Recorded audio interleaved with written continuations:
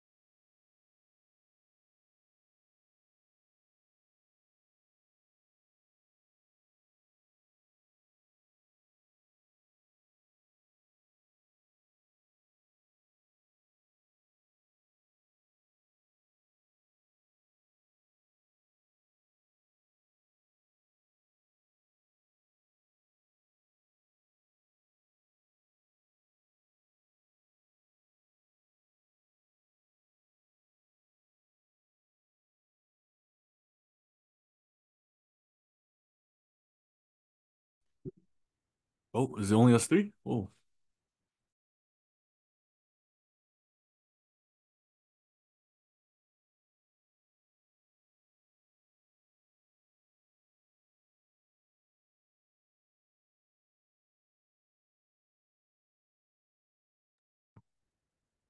One, two, one, two.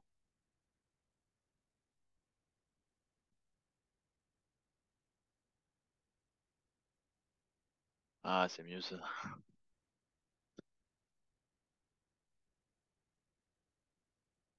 Ça va, messieurs?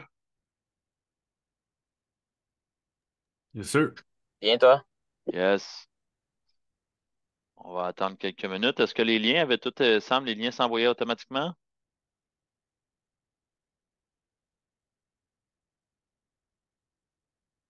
Ensemble? Oui, non, peut-être, maybe. Willie, Yo. as-tu reçu le lien automatiquement par courriel quand tu t'es enregistré? Non, j'ai dû chercher sur mon Gmail. Ah oui, hein? Yeah, Ah, c'est ça. shit. It didn't send a reminder. I didn't send a reminder. Attends un petit peu de bord. Oh, shit. How do I do that? How is this even possible?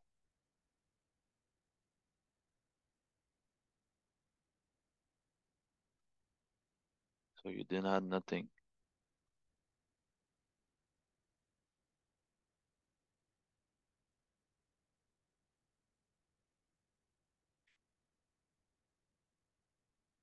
But Will, Yo.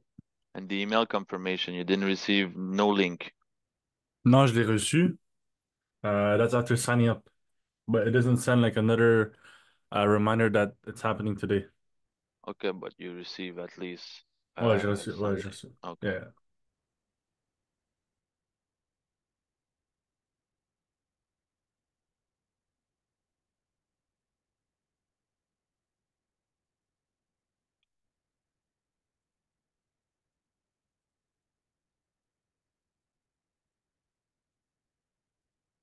So that's good.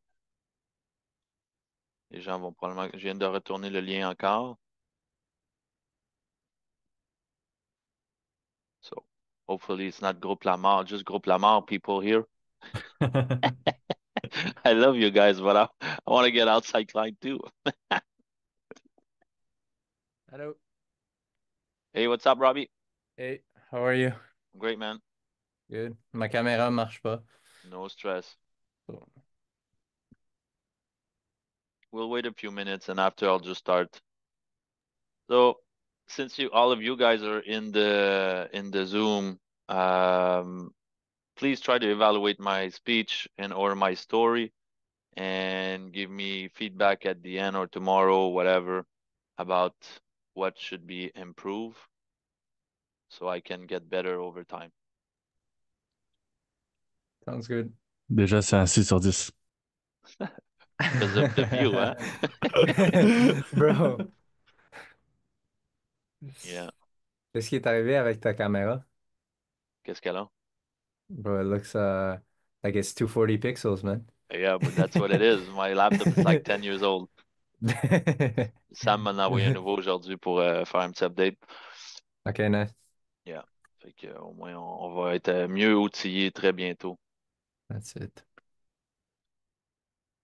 So, je vais commencer slowly. So, on va couvrir quand même des bons points aujourd'hui, là, guys. Je pense que ça va vous donner un bon coup de main. Bien sûr, je vais compter un petit peu mon histoire. Ensuite, oh, here we go. Ensuite de ça, on va aller dans les calculs de rentabilité, etc., l'emplacement, la différence des prêts, etc. Hi, Nya, how are you?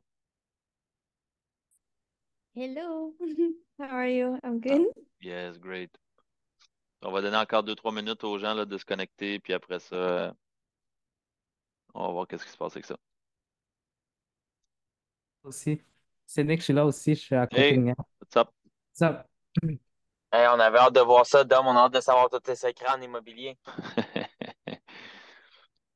On avait au total, je pense, 25 personnes de confirmées. Puis c'est ça que je voulais voir un peu, c'est quoi aussi le taux de confirmation versus le taux de show-up rate. Parce qu'il y a quand même une différence là, entre les deux. t'as-tu collecté les numéros de téléphone pour envoyer un mass text? Des fois, ça aide. Non, j'ai pas envoyé de Mastex, mais je pourrais le faire live avec le Yeah. lien. Comme ça, question d'augmenter un peu le show-up rate. I think the email didn't pop out that much. It looked like it was hidden in my inbox, OK. you know. Comme no emojis, nothing. C'était juste Juste vraiment blank. just blank, yeah. It was a blank email, so that might be an OK. improvement. So, je vais envoyer appreciate it. So, send me all the feedbacks, everything you guys can give me. Give it to me so I can update that.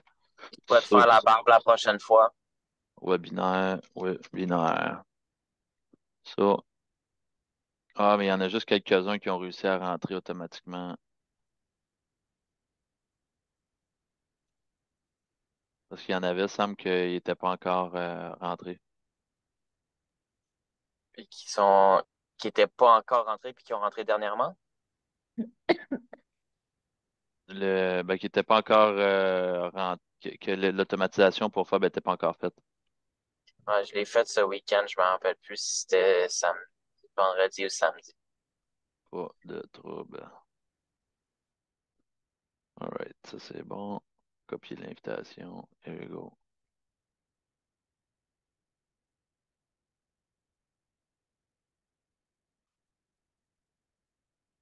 Ça c'est bon. Alright, après ça, je vais commencer dans quelques secondes.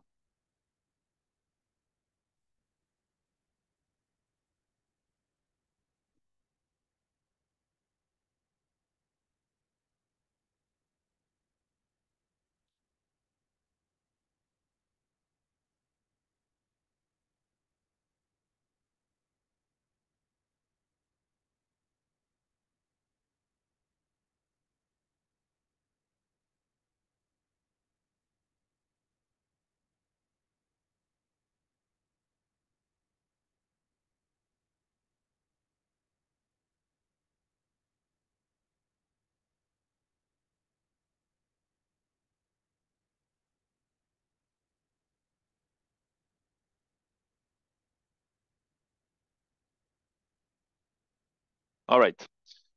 On va partir ça doucement. Merci d'être là aujourd'hui. Il y a des gens qui vont s'ajouter là, au courant de la présentation. En gros, là, on va couvrir aujourd'hui plusieurs points, dont les trois erreurs, en fait, à ne pas faire quand tu achètes de l'immobilier, parce que tu veux t'assurer, en fait, de faire le premier investissement correctement. Donc, je vais faire un petit partage d'écran, montrer un peu la présentation, puis à partir de là, on va garder les questions idéalement à la fin pour garder ça le plus sharp possible. Je fais un petit partage. All right.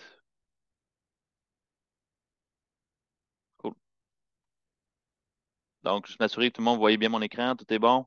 Peut-être me mettre ça dans le chat, que je puisse recevoir les notifs. All right, c'est bon. Fait que les 3 étapes clés pour réussir ton investissement immobilier, puis en fait, c'est l'objectif de quand tu fais de l'investissement immobilier, c'est vraiment d'atteindre l'indépendance financière à la fin de la journée. Donner un petit background de comment ça a commencé de mon côté. En fait, moi, j'ai fait mon premier investissement immobilier. Ça fait quand même un bon moment, là. C'était en 2017. J'étais récemment courtier immobilier. J'habitais dans un 4,5 à Villemort avec ma copine. Puis, on commençait à être serré. Je me rappelle, comme jamais c'était hier, quand j'ai rencontré ma copine, la première chose qu'elle m'a dit, c'est Dominique, j'ai besoin d'espace, donc j'ai besoin d'un garde-robe. Donc, elle m'a sorti de ma chambre pour mettre, en fait, ses vêtements, m'a mis dans le passage. Et c'est là où ça a fait un déclic pour moi, où je me suis dit, j'ai besoin d'avoir plus de place. J'avais un petit peu d'argent de côté. Et puis, je cherchais quelque chose, en fait, qui allait me loger, mais aussi qui allait m'apporter des revenus. Je voulais pas faire un move précipité, m'acheter une première propriété qui allait me coûter les yeux de la tête, puis après ça, puis être capable de mettre de l'argent de côté. Puis un peu comme probablement tout le monde qui fait son premier investissement immobilier, même si j'étais courtier, j'étais dans le néant total. J'avais aucune idée c'était quoi le processus quand je passais chez le notaire. J'avais aucune idée de qu'est-ce que moi je recherchais concrètement. J'avais la peur de payer trop cher parce que quand tu es courtier, tu fais des transactions avec des clients, ça va bien, mais quand vient le temps de l'acheter pour toi, il y a tes émotions qui sont en ligne de compte. Puis il y a aussi, tu penses plus rationnellement. Donc, j'avais peur de payer trop cher, j'avais peur d'avoir des surprises. Et puis, j'avais peur, en achetant un immeuble à revenu, en fait, de ne pas me faire payer. C'était une de mes craintes. Je me dis, je vais acheter, je prends mon argent que j'ai de côté, je m'en vais acheter mon premier plex propriétaire occupant. Puis, qu'est-ce qui se passe si demain les locataires ne me payent pas? Donc, j'ai passé à l'action. J'ai acheté le 1er septembre 2017 mon premier 4 logements que j'ai habité quand même pendant plusieurs années. Puis, tu sais, quand je te dis que j'ai eu peur, je suis passé à l'action, j'ai fait mon offre d'achat, j'ai acheté la propriété, j'avais des locataires qui étaient en haut, 2e étage, dans l'unité juste ici. Ça fait 17 ans qu'ils étaient sur place, ça fumait dans le logement, ça payait 400 $ par mois. Tu sais, je te remets en contexte, là, 2017. Même dans ce temps-là, des loyers de 400 pièces par mois, c'était vraiment bas. Mon objectif avec cet immeuble-là, après ma barre, c'était de l'optimiser. Donc, ça, c'est des photos de l'intérieur, à quoi ça ressemblait quand je l'ai acheté. Mon objectif, c'est de refaire la cuisine, augmenter les revenus et d'être capable de le refinancer pour faire d'autres acquisitions. Et rapidement, je me suis rendu compte que quand tu commences à faire des travaux, quand tu achètes une propriété, tu te rends compte qu'il y a des surprises. Puis des surprises que j'ai eues, ben, j'ai eu le toit. Je venais juste d'acheter. Il y avait les portes et fenêtres que j'ai dû changer parce qu'il y avait de l'air qui rentrait partout.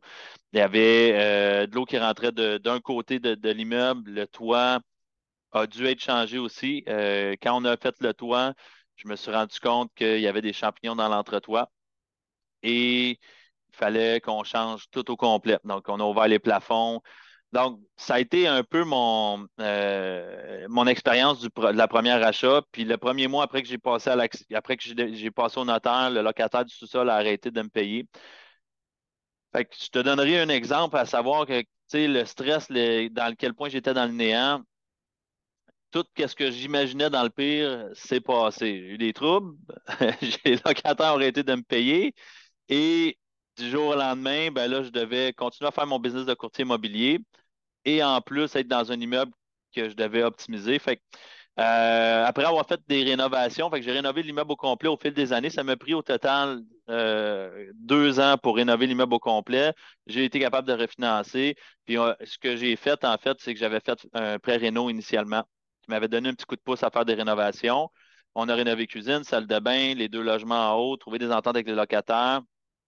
Et après avoir fait ce premier move-là, je me préparais tranquillement pour mon deuxième investissement. Mon deuxième investissement qui était un petit peu plus important, j'avais été capable de créer une certaine valeur dans cet immeuble-là. Fait que j'ai acheté mon deuxième. Attends un petit peu.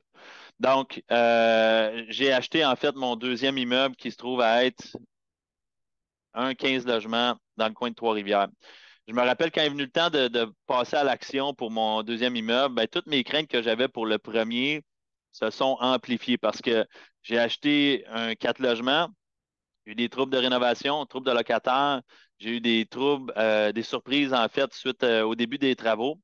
Fait que je me disais, en fait, tu sais, si j'ai eu des troubles de cette ampleur-là avec un 15 logements, ça va être comment à plus grande échelle? Je regardais mon budget puis je me disais, est-ce que je peux me permettre d'acheter une propriété qui est dans le coin de Montréal? Pas vraiment. Est-ce que j'ai envie que les locataires viennent me voir à mon bureau quand je travaille, etc.? C'était pas vraiment l'optique dans laquelle je regardais. Fait que j'ai commencé à regarder à l'extérieur et j'ai commencé à m'informer, à faire des formations. Puis quand je regardais à l'extérieur, les gens me disaient, Dominique, achète pas à l'extérieur, t'es fou, tu seras pas capable de le gérer, c'est pas une bonne chose, tu vas avoir des troubles avec les locataires, ça va être l'enfer. Puis, comme d'habitude, j'ai fait à ma tête, puis j'ai acheté un 15 logements dans le coin de Trois-Rivières. Et puis, pour ceux qui le savent, donc 1er mai 2020, c'était la date de l'acte de vente. On était en plein COVID. Donc, le COVID a frappé au mois de mars. Ma transaction était finalisée, j'attendais de passer au notaire. Le 1er mai, officiellement, je passais au notaire. Et puis là, c'était les surprises qui allaient apparaître. Je m'attendais qu'il y ait des surprises, mais de mon côté, je ne pouvais plus faire de transaction immobilière. Je me lance dans un projet qui me stresse, qui me cause de l'anxiété le soir. Je me dis, j'ai plus de revenus immobiliers qui rentrent d'un côté. Je m'en vais acheter, mettre toutes mes économies dedans un immeuble, acheter un immeuble à revenus. Comment ça va se passer? Donc, ça a été des périodes assez stressantes, comme tu peux t'imaginer.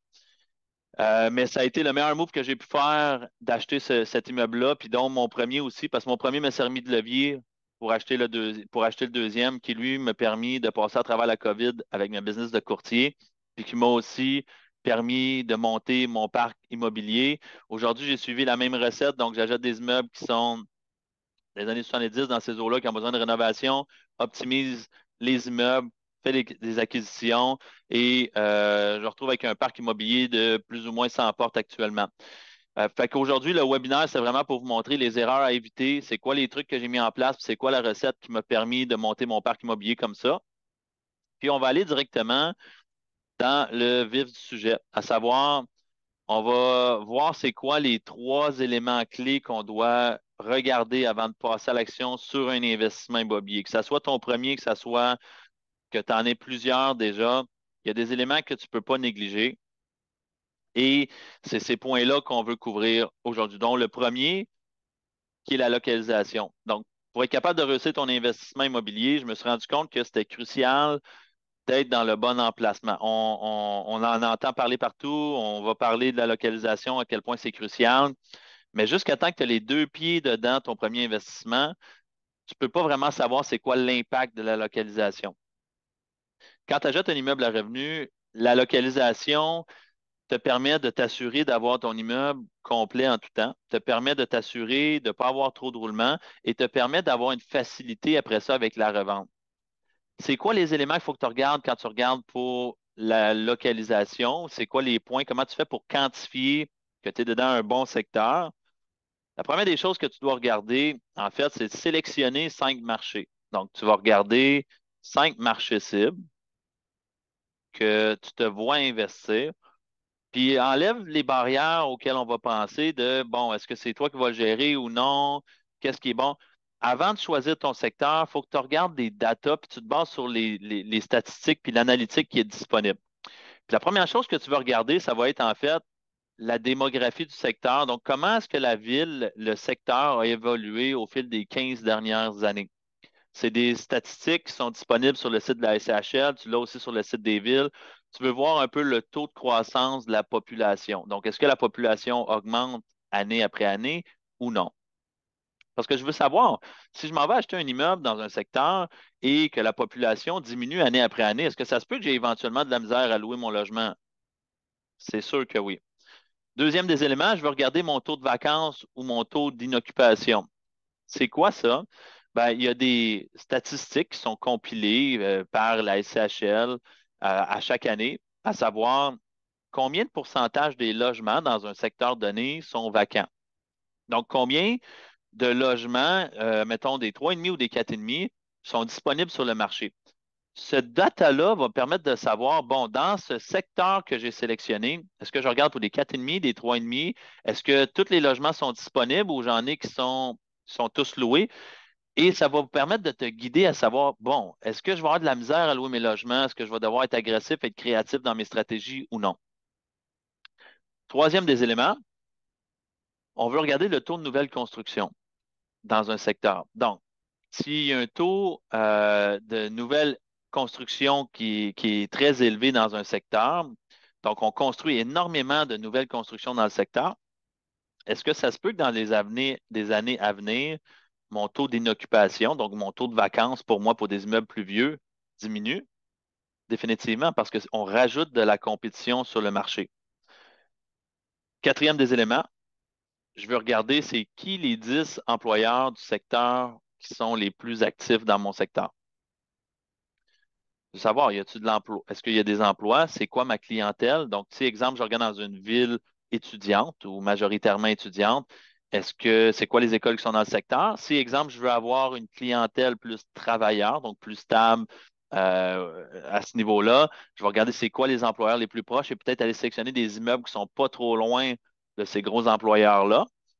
Donc, de façon stratégique, ça va te permettre de dire, bon, si ma clientèle, exemple, là, moi, je cible tous les travailleurs de Olimel ou de Ford ou peu importe la compagnie, ben, je vais aller peut-être sélectionner un immeuble qui n'est pas trop loin de la shop d'employeurs et je vais faire des recherches sur cette entreprise-là, savoir ils ont combien d'employés, combien d'habitent dans le secteur, etc. Donc, tu peux aller chercher de la data pour analyser. C'est exactement ça que moi j'ai fait avant d'acheter mon plus gros immeuble, c'est que avant de me lancer dans un secteur, je suis allé étudier, regarder tous les secteurs qui semblaient intéressants selon moi. Et j'ai sorti ces statistiques-là dans chacun des secteurs avant de prendre ma décision.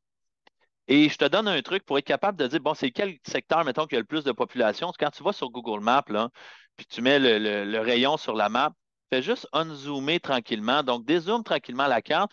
Tu vas voir les gros noms, Montréal, Québec.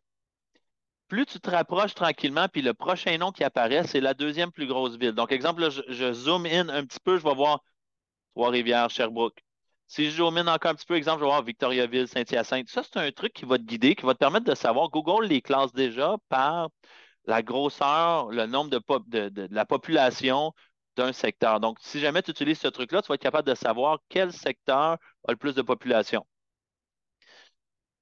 Cinquième des éléments, je veux regarder est-ce qu'il y a une diversité dans mon secteur. Donc, est-ce que tous les gens qui habitent dans le coin de Bécancour, exemple, travaillent à l'usine Ford? Si c'est le cas, ça peut être problématique parce que si jamais tout le monde travaille là-bas, puis qu'il arrive quelque chose avec l'usine, je sais que mes immeubles, mon investissement va avoir un impact. Donc, je vais avoir une certaine diversité de population, diversité de ménages. Est-ce qu'il y a l'immigration qui vient dans mon secteur à toutes les années? Je vais regarder ces statistiques-là.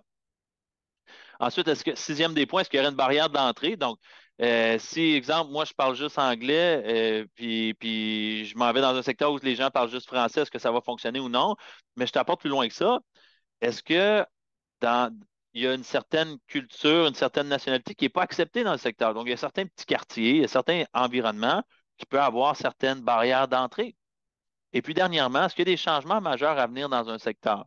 Donc, dépendamment des secteurs où tu vas faire ton investissement, il faut que tu regardes sur Google ou tu fais des recherches, tu regardes les nouvelles à savoir qu'est-ce qui s'en vient dans le secteur.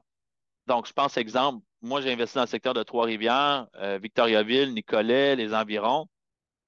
Ben, il y a la Cité de l'énergie. Il y a énormément de secteurs de changement dans les dernières années dans la Cité de l'énergie qui apporte énormément de gens de l'extérieur pour des nouveaux emplois, etc. Donc, c'est des datas à compiler pour te faire une idée. Une fois que tu as sélectionné 5 marchés maximum, si tu en sélectionnes juste un, c'est correct. Je vais raffiner mes recherches. Donc, j'ai sélectionné mes 5 marchés. Dans mes 5 marchés, il y a des micro-marchés. Donc, si, exemple, tu regardes à Montréal, Montréal, c'est global, ben, il y a Rosemont, il y a Hochelaga, puis même dans Hochelaga, exemple, il y a des micro-marchés encore. Même chose pour Rosemont, Chopingus, etc. Ben, c'est la même chose partout. Donc, exemple, Trois-Rivières, il y a le Cap de la Madeleine, il y a les Normanville, il y a les terrasses du Vernet. Donc, je veux répéter la recherche que je viens de faire avec le taux d'inoccupation, c'est quoi les emplois, les écoles, dans mon micro-marché, mon micro-secteur. En faisant ça, je vais être capable d'être pinpoint dans un micro-marché puis devenir un expert de cette niche-là. Tout comme dans toutes les sphères. On devient expert quand on maîtrise on met notre focus à un endroit, puis on met 100% de nos énergies à cet endroit-là. Donc, idéalement, tu veux en sélectionner 2 marchés sur 5 sur lesquels tu vas apprendre, tu vas connaître les secteurs, puis tu vas aller vraiment étudier chacun des micro-marchés avant de faire des offres d'achat puis commencer à te lancer. Donc, ça, c'est pour le volet localisation. La localisation de ton immeuble, j'ai appris à tort à quel point ça pouvait avoir un impact. Au fil en aiguille où je faisais des investissements, j'ai acheté un immeuble sur la rue La Violette, La Fleur, pardon, et La Violette. On remarque que les deux ont été des cas que la localisation était cruciale. Même si, exemple, l'immeuble sur la rue La Violette à Trois-Rivières était à 5 minutes à pied d'un autre immeuble sur la rue Louis-Pasteur, c'est 2 micro-marchés complètement différents. Puis on a vu un changement drastique dans la clientèle. Donc, dans un des immeubles, c'est 100% étudiants avec co-signataire, aucun problème, ça va super bien. Mais dans l'autre immeuble de l'autre côté, c'est majoritairement des gens sans emploi. On a des junkies, on a eu des problèmes continuellement, puis un taux de roulement qui est plus grand. Ça, c'est un exemple d'une localisation. Même si des fois les immeubles sont à 2, 3 minutes de différence, il faut vraiment que tu pousses la recherche dans un secteur. Heureusement, aujourd'hui, ça va bien avec cet immeuble-là, mais initialement, ça demandait beaucoup plus de travail pour le rendre cher. Puis je pense à un autre immeuble sur la rue Lafleur qu'on a acheté, qui est un immeuble commercial, qui est dans un endroit qui n'est pas la rue principale dans le secteur. Donc, quand vient le temps de la location de locataires, c'est un secteur qui est up and coming, qui s'en vient, qui est en rénovation majeure actuellement. Ben, au moment de l'acquisition, dans ma tête, quand je faisais mon analyse, on se rendait compte que oui, OK, c'est dans le même secteur, c'est la salle, les deux. Dans les deux volets, c'est la salle. Mais on est à 5 minutes un des deux emplacements, puis la location, le prix par pied carré, la rapidité de location est vraiment différente. Donc, c'est important quand tu fais ton étude de localisation de vraiment aller deep down dans un micro-marché, puis de pousser l'analyse pour aller voir qu'est-ce qui se passe. Une fois que tu as ciblé tes 2 marchés, tu commences à regarder des immeubles, tu commences à cibler des propriétés qui font du sens. Tu dois rentrer dans l'évaluation de ton projet. Est-ce que l'immeuble va faire du sens? Donc, on va regarder les 2 variantes les plus importantes à retenir pour aujourd'hui. C'est ceux-là sur lesquels je veux que tu mettes ton attention parce que c'est eux autres qui vont déterminer si, exemple, tu as un bon investissement entre les mains ou non. Et il y a une panoplie de variantes qu'on va regarder. Souvent aussi, on va entendre le MRB, le MRN, le TGA, etc. C'est toutes des variantes qui sont importantes, mais les plus cruciales, il y en a 2. La première, c'est le revenu net d'exploitation, le RNE, ou ce qu'on entend en anglais NOI, donc Net Operating Income. Pour le simplifier, en fait, c'est savoir c'est quoi le flux de trésorerie de ta propriété. Donc, la formule, là, c'est simple, c'est les revenus totaux moins les dépenses. C'est ça, moins les dépenses d'exploitation, pardon, c'est ça mon revenu net d'exploitation. Pourquoi c'est important? Parce que c'est mon revenu net d'exploitation qui va déterminer si jamais ça fonctionne pour ma prochaine variante que je vais vous montrer dans quelques secondes. Donc, pour un investisseur, c'est crucial. Ça montre que le bien immobilier se gère bien, qu'après avoir payé toutes les dettes, il reste de l'argent. Puis après ça, c'est de bien structurer ton financement qui va déterminer si jamais ton investissement est intéressant. Et le financement, on va en parler aujourd'hui. euh, c'est tout en lien. Donc, la valeur d'un immeuble à revenu va être déterminée selon ton NOI et selon ta deuxième variante qui est ton ratio de couverture de dette. Donc, le ratio de couverture de dette, ou en anglais DCR, Debt Covered Ratio, souvent c'est ça qu'on va voir plus comme terme. C'est un indicatif qui est utilisé pour savoir si après avoir payé toutes tes dépenses et ton hypothèque, ton immeuble continue à générer du profit à chaque mois. Tu sais, quand on parle de profit cash flow à tous les mois, là, c'est un peu comme c'est de l'air. Donc, si tu n'as pas d'air, tu n'arriveras pas à survivre pendant longtemps. Il y a plusieurs stratégies. Il y a des gens qui achètent à Montréal qui vont viser la capitalisation, puis ils vont chercher à faire de l'argent au fil du temps avec la prise de valeur d'un immeuble. Et il y a un autre plan de match qui est de chercher plutôt à avoir une liquidité mensuelle à tous les mois d'un immeuble pour être capable de te lancer dans d'autres projets et de supporter si jamais il y a des surprises. Et c'est ça que moi, je veux vous montrer aujourd'hui, c'est d'aller plus dans une optique de de cash flow mensuel, d'aller dans une optique où vous allez avoir en fait toujours de la liquidité mensuelle à tous les mois, qui fait que s'il y a des imprévus, un locataire qui ne paie pas, qu'il y a des changements, vous devez faire des rénovations, vous n'êtes pas mal pris, puis vous ne devez pas vous retrouver à vendre une propriété parce que malheureusement, il n'y a pas assez de liquidité à tous les mois. Donc, le ratio de couverture de dette, c'est la variante la plus importante pour le prêteur hypothécaire. Donc, votre prêteur hypothécaire va regarder de son côté, bon, le profil de l'investisseur, oui, il va regarder c'est qui l'investisseur. Il va regarder c'est quoi l'immeuble, mais il va aussi regarder est-ce que l'immeuble se paye par lui-même ou moi, je m'en vais investir en tant que banque dans un pit financier ou est-ce que je vais me retrouver à avoir moi-même à supporter l'investisseur dans ce projet-là à tous les mois pour être capable de rentabiliser mon propre investissement. Donc, le ratio de couverture de dette va être différent d'une banque à une autre. Il y a des barèmes minimums à respecter. Mais en gros, pour le récapituler, donc si, exemple, vous avez un ratio de couverture de dette de 1 pour 1, donc 1, ça veut dire que après avoir payé les dépenses d'opération, l'hypothèque, l'immeuble se paie flush, il n'y a pas d'extra tous les mois. Si, exemple, vous avez un ratio de couverture de dette de 1,2, ben, ça veut dire que vous payez tout et qu'il vous reste 20 de plus de revenus après avoir tout payé. En gros, c'est ça le ratio de couverture de dette. Et le calcul, il est simple. C'est la première variante que je vous ai donnée divisée par le paiement de la dette. Donc, l'hypothèque que vous allez payer annuellement, bien sûr. D'accord? Donc, vous prenez le ratio, le NOI, pardon, divisé par le paiement de la dette. Ça va vous donner votre ratio de couverture de dette. D'accord? On va faire une petite étude de cas pour vous donner une idée de comment est-ce qu'on procède quand on fait le calcul. Mais somme toute, une fois qu'on a regardé le secteur, une fois que j'ai regardé l'immeuble, que j'ai commencé à regarder juste les variantes rapides, le NOI, mon ratio de couverture de dette, je vais me poser des questions avant de commencer l'analyse. Parce que l'analyse, il y a quand même un bon.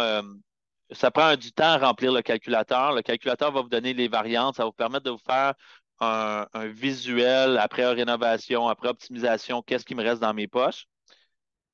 Fait que je vais vous donner un petit exemple ici. On va aller voir le Excel. Puis, je vais vous montrer ça comme ça. Donc, j'avais déjà ici ouvert. Donc, je vais vous montrer la fiche sur laquelle on a fait les. J'ai monté. C'est disponible en ce moment sur Centris. Donc, vous pouvez aller voir. Là, c'est un immeuble que j'ai sélectionné à Salaberry de Valleyfield. Le prix demandé, c'est 1,4 million. Et on parle ici d'un 12 unités. Donc, c'est important de regarder quand on utilise le calculateur. Ça va être vraiment valide, je vous dirais, plus pour les propriétés 5 logements et plus. Et pour les propriétés 5 logements et moins, qu'on tombe plus dans un financement résidentiel, donc la banque va regarder plutôt votre situation personnelle. Donc, est-ce que vous pouvez, vous, avec votre salaire, etc., couvrir pour la dette? Quand on s'en va 5 et plus, vous pouvez vous qualifier pour un financement commercial, qui veut dire, puis tantôt je vais vous donner les détails, qui veut dire en fait qu'ils vont regarder majoritairement la capacité de l'immeuble en priorité. Donc, dans ce cas-ci, un 12 logements, 1,4 million sur Grand-Île, construction 1940, donc exactement dans le sweet spot. C'est un immeuble qui n'a pas été optimisé au fil des années. Il y a un potentiel d'optimisation. On peut augmenter la valeur de cet immeuble-là. On parle d'un immeuble qui ramène actuellement 115 452 par année. Et puis, quelques photos, là. Donc, on a des types de logements variés, des 1,5, des 2,5, 3,5, 4,5 pour un total de 12 logements. Puis, on voit un immeuble donc avec des parties communes, etc. Donc, je l'ai passé dans le calculateur. Je vais vous montrer la data ici. Oh, attendez un petit peu. Parfait. All right. Donc, c'est simple, quand on utilise le calculateur, puis si jamais vous voulez le calculateur, juste m'envoyer soit un message, un texto ou directement dans le chat, me dire que vous le voulez, comme ça, je vais vous le faire parvenir. On a ici, on va mettre le prix d'achat, le nombre de logements, la méthode de loyer. Donc, on a une méthode numéro 1 pour les loyers où on peut toutes les dresser ici. On a méthode numéro 3 où on met juste le montant total. Et ici, la méthode numéro 2 où on peut planifier des augmentations, on peut planifier des rénovations, etc. Donc, on peut étaler au fil du temps. Donc, ici, c'est le nombre de mois, les optimisations qu'on va faire. Donc, on a l'obligation de rentrer une mention ici pour les les mauvaises créances et puis inoccupation. Samuel, je vais garder les questions juste pour la fin, puis au pire, on va y revenir un petit peu plus tard. Donc, ici, 5% de mauvaises créances et inoccupation. Donc, la banque va l'exiger. On voit juste le PowerPoint, on voit pas. On n'a Parfait. pas vu l'Excel, puis on n'a pas vu Parfait. l'immeuble non plus. Fantastique. Ben, merci beaucoup.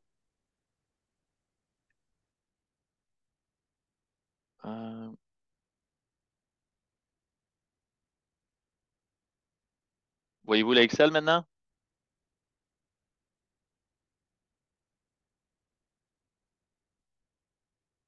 Est-ce que... All right. Est-ce que vous voyez bien l'Excel? Oui, on voit l'Excel maintenant, mais on n'a pas vu la fiche de l'immeuble juste avant. OK. Bon, je vais leur partager tout de suite un petit peu.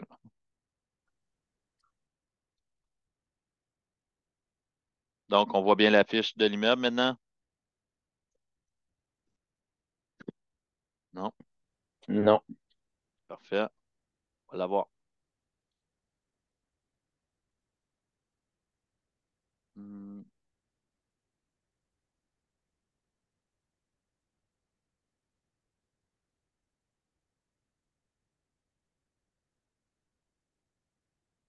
Ouais. On voit pas tout, par exemple. On voit juste comme une partie d'une page PDF. Là, est-ce qu'on le voit tout? Ouais, quand tu scrolls, ouais. Bon, parfait. Donc, juste pour vous montrer quand même l'image, là, puis après ça, je vais retourner dans le Excel. Mais en gros, vous voyez ici l'immeuble 1,4 million, Grand-Île, Salaberry de Valleyfield, 12 logements. Je vais aller vous montrer les photos.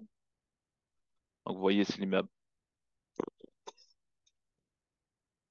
All right, je retourne dans l'Excel. Je vous montre ça à l'instant. Donc, on devrait voir la page Excel en ce moment. Donc, ici, on met le montant, le nombre de logements, la méthode de loyer. Juste pour récapituler, on a la méthode numéro 1 où on peut mettre juste les montants ici un par un. Méthode numéro 3 où on met le revenu brut complet. Et la méthode numéro 2 où on peut avoir des prévisions dans le temps des loyers puis des montants. Donc, ici, vous pouvez faire vos planifications. C'est important de mettre un montant pour les mauvaises créances et l'inoccupation. On peut trouver les datas, la statistique sur le site, le portail SCHL. Donc, dans le secteur que vous allez sélectionner, vous allez sur le site portail SCHL, puis vous allez avoir les taux d'inoccupation moyens. La banque va considérer un 5 donc mettez 5 ici. Taxe scolaire municipale, assurance, etc. Donc, vous mettez les informations qu'on vous a fournies dans la fiche. Gestion administration, il faut planifier un frais ici de gestion administration. Le frais va varier selon le nombre de logements pour lequel vous faites l'étude, mais si jamais vous mettez tout le temps un 5 vous allez être correct de votre côté. Le calcul va se faire, donc le Excel va calculer le NOI puis le ratio de couverture de dette tout seul et va vous sortir, voyez-vous, ratio de couverture de dette cible avec la CHL 1,1 et va me sortir la valeur économique de l'immeuble et l'hypothèque que je pourrais aller chercher dessus. Ce qui est important de comprendre, c'est que la banque va me financer sur la valeur économique et ou le prix payé le plus petit entre les deux. D'accord? Donc, si ici, je paie l'immeuble 1,4 million et ma valeur économique est à 1,393, la banque va me donner 1,393, mettons, de valeur, et moi, je vais devoir payer l'extra de ma poche pour compenser. Ce qui fait ici que j'aurais besoin d'une mise de fonds de 15,4 pour l'acquisition. Et dans le calculateur, je peux jouer avec les taux d'intérêt, etc., faire mes prévisions. Donc, si j'ai SCHL, conventionnel, les prêts avec Banque nationale, Desjardins, ça sortirait à quoi? Dans le calculateur, tu vas pouvoir calculer tes types de financement, tes pourcentages de revenus de retour et te faire un schéma sur plusieurs années pour voir un peu c'est quoi la rentabilité de ce projet-là au fil des années.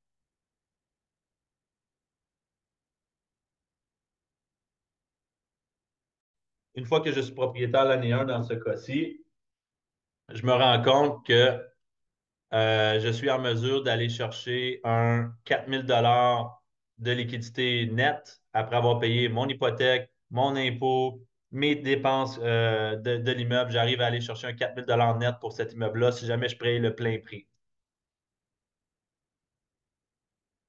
Donc, ça, c'est un exemple d'un cas type. Maintenant, quand vous avez trouvé le bon immeuble, donc le cas type que vous avez sélectionné, ben, la prochaine étape, ça va être de faire un offre d'achat. Puis, avant même de faire une offre d'achat, vous allez devoir penser, ça va être quoi, en fait, votre exit, donc votre plan de sortie. Donc, quand on fait un financement, puis on regarde pour acheter un immeuble, on va toujours penser à comment est-ce que je vais faire pour aller récupérer ma mise de fonds le plus rapidement possible. Et ça passe par la stratégie de financement. Donc, ça prend une stratégie de financement qui est solide pour être capable d'aller chercher le maximum. Donc, il y a tu sais, il y a trois stratégies de financement différentes. Donc, il y a le prêt assuré conventionnel et les prêts alternatifs. Donc, c'est quoi un prêt assuré? C'est un prêt SCHL. Dans le prêt SCHL, on va avoir SCHL standard. Donc, on finance directement avec SCHL. Puis, on a le programme spécial qui s'appelle APH Select que vous avez peut-être déjà entendu parler dans le passé. Ce programme-là s'utilise de trois différentes façons. Donc, la première façon, c'est avec abordabilité des loyers. Donc, on doit conserver pendant 10 ans un pourcentage des loyers abordables pendant un certain nombre de temps. On a efficacité énergétique. Donc, même chose, on doit rendre l'immeuble efficace de façon énergétique. Donc, il faut faire un rapport d'évaluation avant et ensuite conformiser selon les barèmes que la SCHL va vous donner. Et accessibilité, qui veut dire accessible pour personnes à mobilité réduite, qu'on va voir plus souvent dans des constructions neuves. Donc, on entend beaucoup parler de ce programme-là, qui est super intéressant, mais qui est à prendre à la légère. Ce que je veux dire, c'est que quand on prend un financement, on ne veut pas être trop hypothéqué parce qu'on veut être capable d'avoir une certaine flexibilité.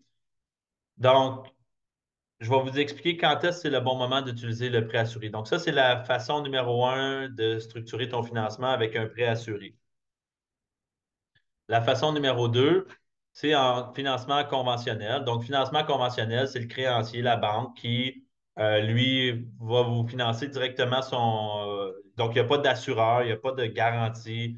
Le prêt conventionnel va avoir des barèmes qui sont différents de la SCHL parce que veut pas, le créancier assume un peu plus de risques que quand la SCHL, elle est là. Quand on dit un prêt assuré, c'est que la banque est assurée par la SCHL. Donc, il y a la stratégie avec le conventionnel et il y a les prêts alternatifs qu'on peut avoir pour financer un projet immobilier. Donc, prêteur privé, marge de crédit, une collatérale sur un autre immeuble, une autre propriété que vous avez, du love money, qui est quelqu'un qui vous passe l'argent pour faire l'acquisition, etc. Chacune des stratégies qu'on a regardées est bonne, mais quand tu viens pour planifier ton exit, ce que moi, je te recommande, c'est vraiment d'aller avec un achat en conventionnel initialement. Pourquoi? Ça va te demander plus de mise de fonds à l'achat initialement.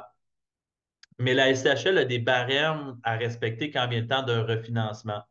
Un barème, tu sais, je pourrais faire un webinaire juste là-dessus, les barèmes à respecter sur le nombre de temps que tu es propriétaire, exemple sur les loyers, une stabilité dans les loyers, sur le nombre de temps que ça a pris avant que tu aies fait un autre financement, des barèmes à respecter si jamais tu avais un prêteur alternatif avant ou non.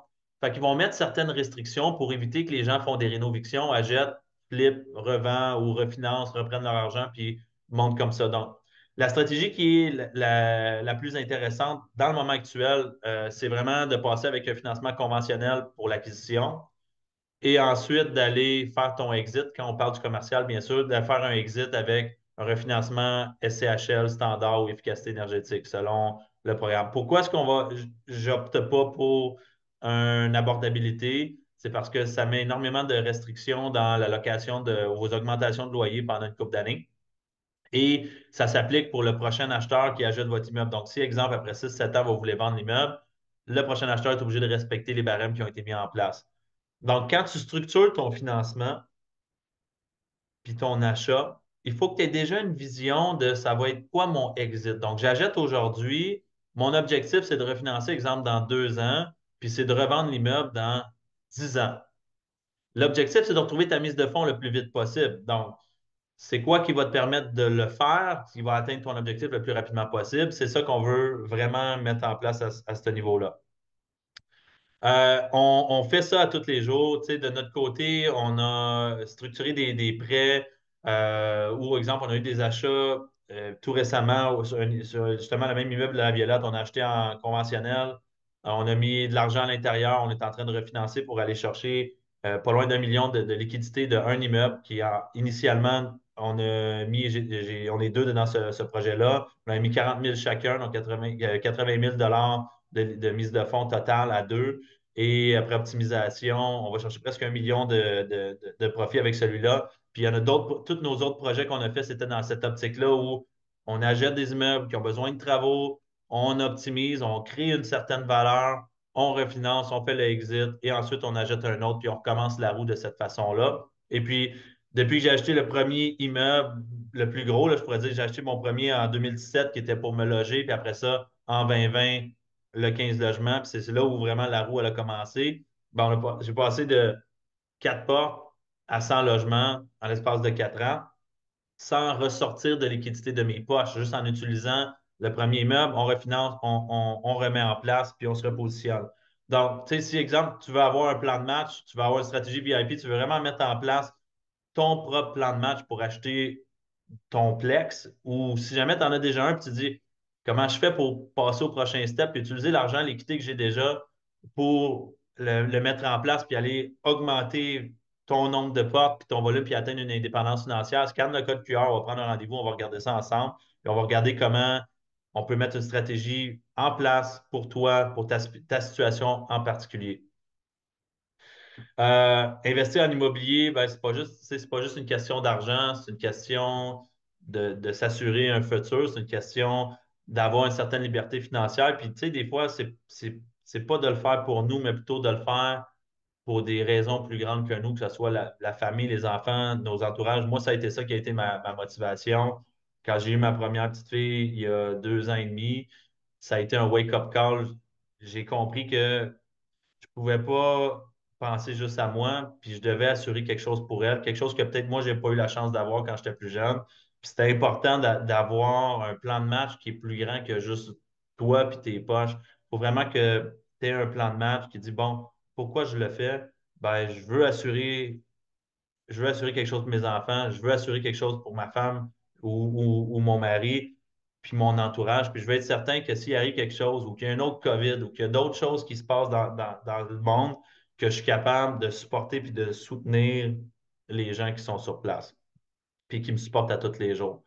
Donc, avec la présentation qu'on a eue, je me demandais jamais il y avait des gens qui avaient des questions. Y a-t-il des points que vous voulez qu'on ait un peu plus en détail à l'intérieur qui est important qu'on couvre?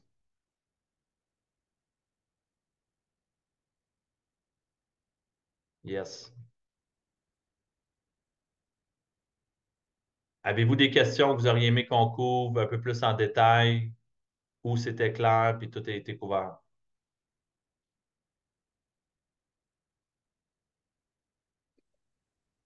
Allô Dominique, Oui, c'est comment ça va, Sylvia, Sylvia? ça va bien? Je perds ma voix, désolée.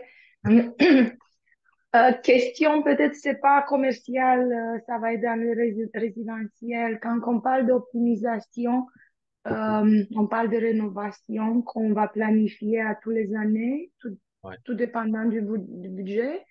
Mais si le Plex, ouais, les loyers sont assez bas, il faut avoir ça dans l'horizon, l'optimisation, mais est-ce qu'on commence avec l'extérieur? Qu'est-ce que c'est ça? Comment qu'on organise l'optimisation en Bon, fait? pense toujours à qu'est-ce qui va apporter le plus de valeur sur le marché, qu'est-ce qui pourrait être justifié auprès de la banque le plus rapidement possible. Donc, si on pense, exemple, à un toit, fenêtre, briques ou terrassement, est-ce que la banque va vraiment le prendre en considération quand vient le temps de faire leur analyse, leur évaluation? Tout dépendamment de l'année, si le toit il y a 20 ans, ils vont le prendre en considération. Mais ce que je veux dire, c'est est-ce que c'est mieux pour toi, c'est plus rentable d'aller vers des rénovations locatives, donc que tes logements vont se louer plus cher, qui vont être plus beaux, donc les comparables, si tu parles de résidentiel, bien sûr, donc les comparables vont sortir à une valeur plus élevée, que tu vas être capable de justifier à ta banque une valeur plus élevée. Moi, je pense que ce serait ça ton premier point d'approche. Ce serait comment je peux augmenter la valeur de mes logements actuellement. Même si jamais tu l'habites, exemple que tu habites ton unité, bon, c'est un immeuble propriétaire occupant, je vais augmenter la valeur de mon logement à moi. les logements de mes locataires, augmenter mes revenus, refaire venir l'évaluateur sur place de la banque et tu vas avoir une nouvelle valeur. La banque, quand vient le temps du résidentiel, vont garder majoritairement les comparables et faire l'évaluation par la suite. Puis l'évaluateur de la banque va regarder quoi? Les comparables. Donc, physique, visuel le plus possible pour le résidentiel. Merci, je comprends. Une deuxième petite question, quand on va augmenter le loyer et ça va dépasser peut-être le 4% de taille, euh, quelles sont les dépenses qui vont motiver notre extra augmentation de loyer? Merci. Ah, comment tu vas faire pour justifier à ton locataire l'augmentation de loyer? Ben, après ma barre, quand tu fais ton augmentation de loyer à chaque année, il y a la grille du TAL que tu peux remplir et tu mets tes dépenses à l'intérieur qui vont venir augmenter. Mais le meilleur truc, c'est vraiment d'avoir une entente à l'amiable. Donc, avant de te lancer dans les rénovations, d'aller voir ton locataire et lui dire, écoute, je planifie faire ta cuisine au complet. Pour moi, que les chiffres fassent du sens, j'aurais besoin d'une augmentation de tel montant. Est-ce que tu serais confortable? Voici ce que je planifie mettre comme matériaux. Voici qu'est-ce que je planifie faire, combien de temps ça va prendre. Les travaux seraient finis pour telle date. Est-ce que tu es confortable? Oui, good, on y va, on fait les travaux. Mais idéalement, tu obtiens ton entente signée par ton locataire avant de te lancer dans les travaux. Comme ça, tu vas sécuriser ton montant tout de suite. Donc, tu fais une annexe à ton bail qui, dans l'annexe, mentionne que l'augmentation est conditionnelle à ce que les travaux soient terminés avant telle date et tu fais faire tes travaux. C'est la meilleure chose que tu peux faire. Merci. Donc, l'entente, tu sais, Sylvia, pour revenir, l'entente à l'amiable là, a toujours apporté les meilleurs résultats que tu peux avoir avec les locataires, aller au TAL. Très souvent, c'est des dossiers très compliqués, ils ne sont pas là pour aider. Donc, d'avoir une simple conversation avec le locataire, de dire, écoute, honnêtement, là, tu arrives, mettons, tu dis, je vais faire la cuisine, moi, est-ce que tu serais confortable, 100 $ de plus par mois? 3 sur 4 vont dire, ben oui, 100 $ pas de problème, j'ai une nouvelle cuisine neuve, c'est neuf, pas de problème. Toi, tu calcules combien ça va me coûter faire ma cuisine, combien de temps avant que je rentre dans mon investissement par le loyer mensuel. Donc, si, exemple, ta cuisine te coûte 1000 $, ben, ça va me prendre un an avant de rentrer dans mon argent. Donc, tu sais que l'année 1, tu n'es pas encore profitable locativement, mais tu as gagné. Si tu voulais une règle de pouce, chaque dollar que vous gagnez sur votre immeuble ou que vous sauvez, donc, mettons, tu négocies tes assurances, tu diminues le montant ou tu augmentes tes revenus, c'est plus ou moins fois 15 sur la valeur de l'immeuble que tu as gagné. Donc, si jamais tu as gagné 1000 $ de revenus par année, tu as gagné 15 000 en valeur, en gros, sur ton immeuble. OK. Ah, OK. Merci beaucoup. Ça fait du sens? C'est Est-ce qu'il y précieux. a d'autres questions? Est-ce qu'il y a des gens qui avaient des questions, voulaient couvrir sur le calculateur ou sur le financement ou d'autres questions en tant que telles?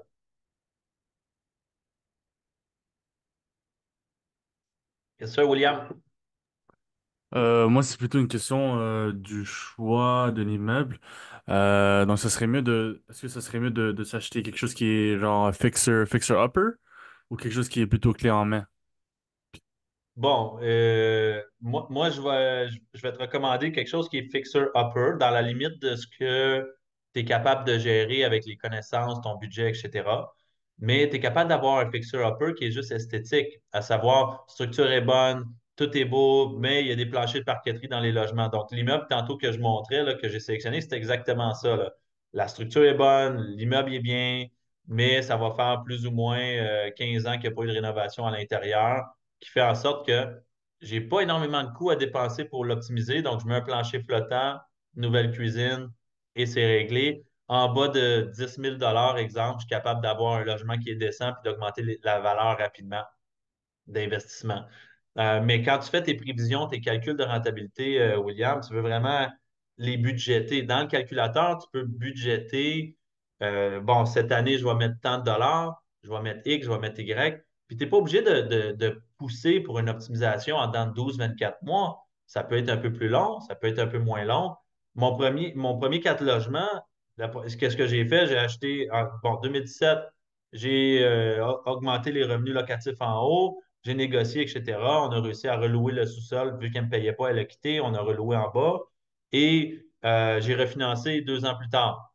En refinançant, j'ai rénové mon logement à moi et j'ai refinancé encore, pris une liquidité, puis j'ai acheté le 15 logements avec ça. Donc, je l'ai refinancé 2 reprises avant d'acheter plus gros parce que j'ai pris l'argent d'une fois pour faire mes rénovations que j'avais de besoin pour ensuite le refinancer à nouveau, prendre l'argent pour acheter un autre immeuble. Donc, choisis un immeuble avec lequel tu te sens à l'aise de faire l'ampleur des travaux.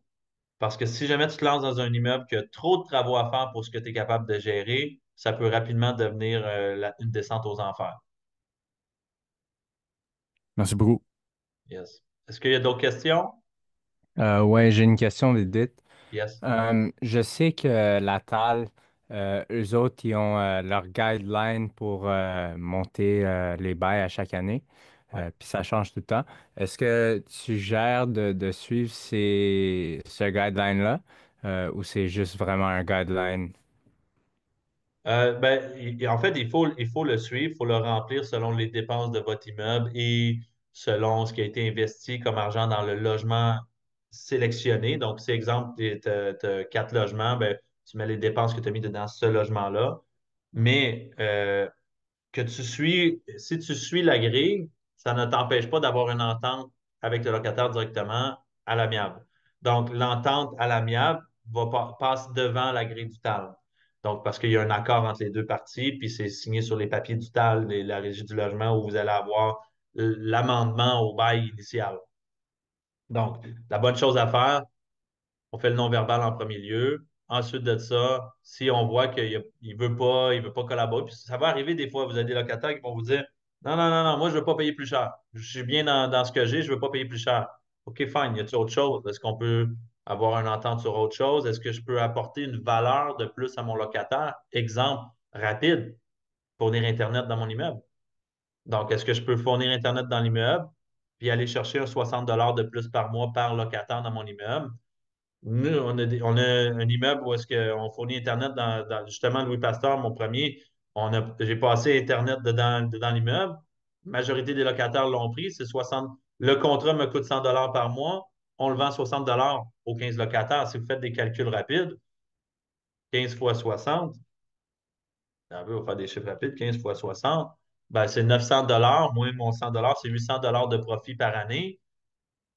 Par mois, pardon, 800 fois 12, donc ça fait 9600 par année de plus que de valeur qu'on a créée, fois 15 sur la valeur de l'immeuble. Donc, juste avec Internet, je viens d'aller chercher 145 000 de valeur sur l'immeuble, rapidement comme ça.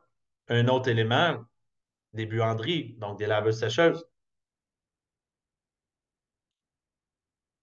Des laveuses sécheuses, ça peut apporter une valeur. Donc, pensez toujours comment est-ce que je peux simplifier la vie de mon locataire et lui apporter une valeur. Comment est-ce que je peux améliorer sa qualité de vie, puis amener une valeur. Et la conversation devient beaucoup plus facile quand on aborde le locataire pour après ça aller chercher une augmentation. Est-ce qu'il y a quelqu'un d'autre qui avait une question? All right. S'il n'y a pas de questions, puis vous voulez avoir le calculateur, donc le Excel sur lequel j'ai travaillé tantôt, juste m'envoyer un petit courriel, un texto direct ici dans le chat, je vais pouvoir vous le faire parvenir. Et puis, pour la suite des choses, jamais vous voulez qu'on prenne une rencontre, faire votre plan de match direct en one-on-one, je vous remets le code QR à l'écran. Et de cette façon-là, je vous laisse regarder tout ça de votre côté. All right. Merci beaucoup, guys, pour votre temps. Puis en espérant que vous avez été capable d'apprendre qu'on puisse faire votre prochain investissement. Merci. Thank you. Merci, Dominique.